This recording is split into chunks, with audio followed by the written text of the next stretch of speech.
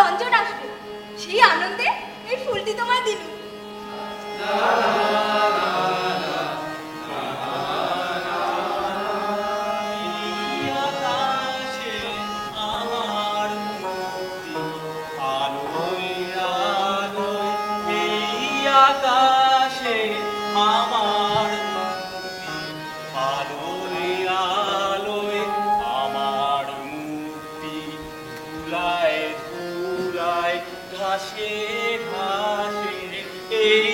আকাশে আমার মুক্তি, আলোয় আলোয় এই আকাশে আমার মুক্তি, আলোয়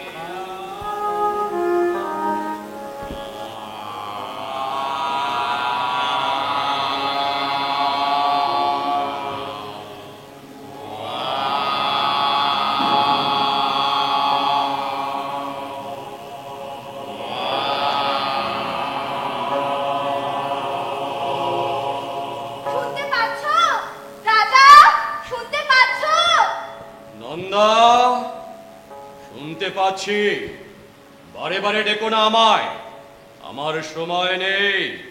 আজ খুশিতে আমার মন ভরে আছে, আর সেই খুশি নিয়ে তোমার ঘরের মধ্যে যেতে চাই। না, যা বলবার তা বাইরে থেকেই বলো, সময় নেই। কুন্দ ফুলের মালা গেথে পদ্ম পাতায় ঢেকে এনেছি, নিজে পরো। আমার মানায় না যে, আমার মালা তো রক্ত করেনি। আমি পর্বতের চূড়ার মতো, শূন্যতাই আমার শোভা। সে চূড়ার বুকেও ঝর্ণা ঝরে, তোমার গলাতেও মালা দুলবে। চাল খুলে দাও, আমি ভেতরে যাই। না, কি বলবে শীঘ্র বলো, সময় নেই।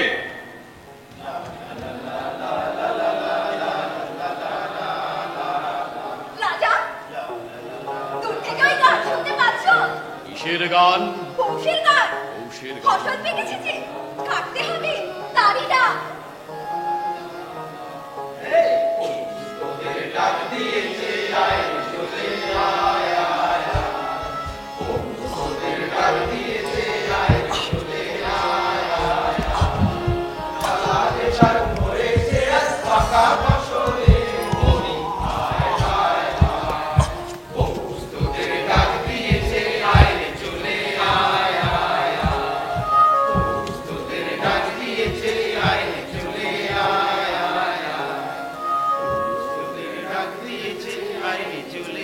আয় আয়, দেখছো না রাজা, পৌষের রোদ্দুর কেমন পাকা ধানের লাবণ্য আকাশে মেলে দিয়েছে।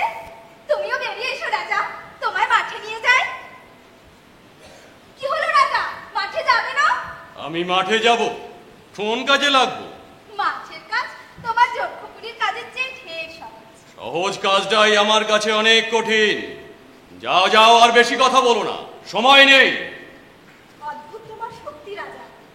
যেদিন তোমার ভান্ডারে ঢুকতে দিয়েছিলে, তোমার সোনার তাল দেখে কিছু আশ্চর্য হয়নি, কিন্তু যে বিপুল শক্তিতে সেগুলি অনায়াসে চূড়া করে সাজাচ্ছিলেন, তা দেখে মুগ্ধ হয়েছিলাম। কিন্তু তবু বলি রাজা, তোমার ওই সোনার তাল তোমার হাতের ওই আশ্চর্য ছন্দে তেমনি ভাবে কি সাড়া দেয়, যেমনি ভাবে সাড়া দেয় এই ধানের ক্ষেত। আচ্ছা রাজা, বলো তো, পৃথিবীর এই মরা ধন দিনরাত নাড়াচাড়া করতে তোমার ভয় করে না? কেন, কিসের ভয়? পৃথিবী তার প্রাণীর ধন আপনি খুশি হয়ে দেয়, কিন্তু যখন তার বুক চিরে তার মরা হাড়গুলোকে ঐশ্বর্য বলে ছিনিয়ে নিয়ে আসো, তখন ওই অন্ধকার থেকে একটা মরা রাক্ষসের অভিসম্পাত নিয়ে আসো। দেখছো না, দেখছো না এখানে সবাই কেমন রেগে আছে, কিংবা সন্দেহ করছে, কিংবা ভয় করছে। তাই তো বলি রাজা, আলোতে বেরিয়ে এসো, মাটিতে পা দাও, পৃথিবী খুশি হয়ে উঠুক। নন্দিনী, তুমি কি জানো, বিধাতা তোমাকে রূপের মায়ার আড়ালে অপরূপ করে গড়ে তুলেছেন। সেখান থেকে ছিনিয়ে এনে আমি তোমাকে আমার এই হাতের মুঠোর মধ্যে পেতে চাচ্ছি, কিন্তু কিছুতেই ধরতে পারছি না। আমি তোমাকে উল্টে পাল্টে দেখতে চাই, না পারি তো ভেঙে চুরে ফেলতে চাই। আচ্ছা আচ্ছা নন্দিনী, তুমি আমাকে ঠিক কি মনে করো একবার খুলে বলো তো। কতবার তো বলেছি, তোমায় মনে করি আশ্চর্য, প্রকাণ্ড হাতে প্রচন্ড জোর ফুলে ফুলে উঠেছে, ঠিক যেন ঝড়ের আগের মেঘের মতো। রঞ্জনকে দেখে তোমার মন যে নাচে, সেও কি এরকম? সে নাচের তার আলাদা, ও তুমি বুঝবে না। আমি বুঝি। রঞ্জনের সাথে আমার তফাৎটা কোথায়? আমার মধ্যে কেবল জড়ি আছে, আর রঞ্জনের মধ্যে আছে জাদু। ও মা, জাদু কাকে বলছো রাজা? বুঝিয়ে বলবো? বলো। পৃথিবীর তলার পিণ্ড পিণ্ড পাথর, লোহা, সোনা, জোর না খাটালে সেসব জিনিস হাতে আসে না। উপর তলার একটুখানি কাঁচা মাটিতে ঘাস উঠছে, ফুল ফুটছে, ওইখানে রয়েছে জাদুর খেলা। দুর্গমের থেকে হীরা আনি, মানিক আনি, কিন্তু সহজের থেকে প্রাণের জাদুটুকু কেড়ে আনতে পারি না। রাজা, তুমি তো নিজেকেই নিজে জালে রেখেছো, তারপর আবার ছটফট করছো কেন তো বুঝতে পারি। তুমি বুঝতে পারবে না, আমি প্রকাণ্ড এক মরুভূমি। আমি তোমার মতো ছোট্ট একটা ঘাসের দিকে হাত বাড়িয়ে বলছি, আমি তপ্ত, আমি রিক্ত, আমি ক্লান্ত।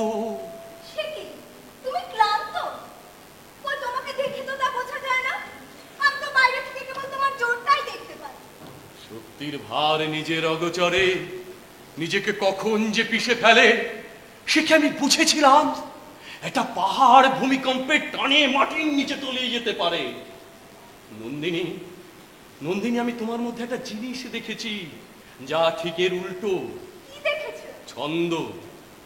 যে ছন্দে বস্তুর বিপুল ভার হালকা হয়ে যায়, সেই ছন্দে তুমি কত সহজ সরল। আমার তুলনায় তুমি কতটুকু। তবু তোমাকে আমি ঈর্ষা করি। রাজা,